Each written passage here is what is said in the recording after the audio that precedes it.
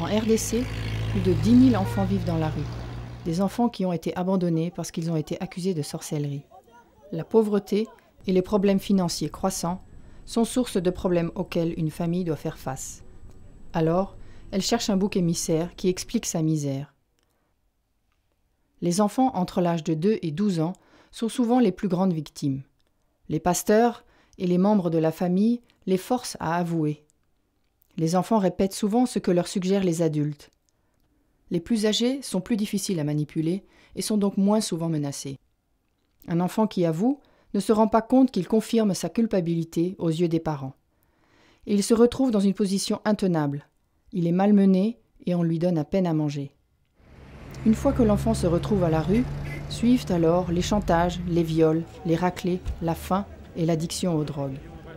Un grand nombre de ces enfants meurt en bas âge, ou alors devient kuluna. L'enfant innocent se transforme en criminel alors que les vrais responsables ne sont pas punis. En janvier 2009, le Parlement congolais a approuvé une loi pour la protection de l'enfant. Cette loi a été adoptée pour parer les abus d'enfants. Dans chaque ville congolaise, des tribunaux pour enfants ont été installés où les abus contre les enfants peuvent être dénoncés et jugés.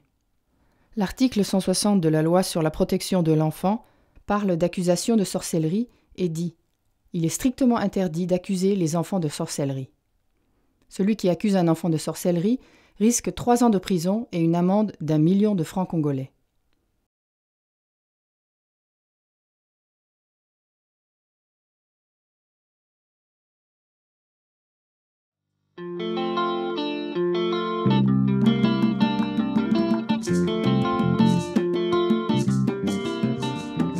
Ce projet est une initiative de Guido Klein et Toto Kisaku. En l'espace de 3 mois, ils ont monté cette pièce basée sur des histoires vraies. Avec d'autres artistes, ils ont créé les scènes, la musique et le décor. La création de cette pièce a été aussi une recherche sur le sujet. Pour Camus Théâtre, c'est la première fois qu'il faisait un spectacle musical d'une telle importance.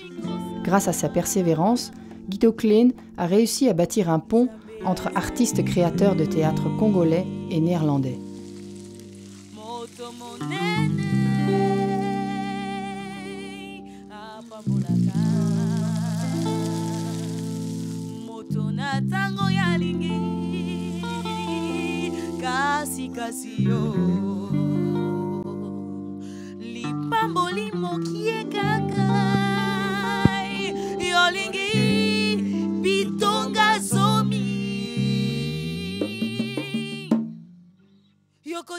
Au début, les réactions étaient réticentes lorsqu'on disait qu'on pensait jouer 100 fois dans les rues de Kinshasa.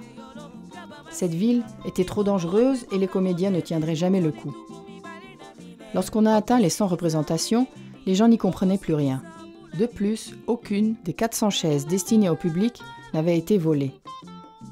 Les Kinois nous ont surpris aussi. Dans les endroits les plus dangereux, le public était attentif et positif. Et les gens nous aidaient même à maintenir l'ordre.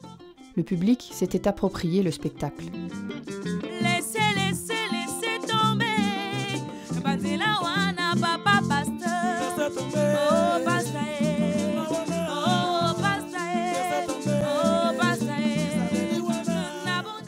Après le spectacle, le public avait la possibilité de réagir. Des pasteurs des églises pentecôtistes étaient invités pour donner leur témoignage. Beaucoup de gens ont raconté des histoires terrifiantes sur les abus d'enfants. Un homme est venu nous voir après le spectacle en disant « Aujourd'hui, je suis l'homme le plus heureux et le plus malheureux du monde. Le plus heureux par le spectacle que je viens de voir, mais le plus malheureux, dit-il avec difficulté, parce que tout ce que je viens de voir, c'est exactement ce que j'ai vécu. » Et il s'est mis à pleurer.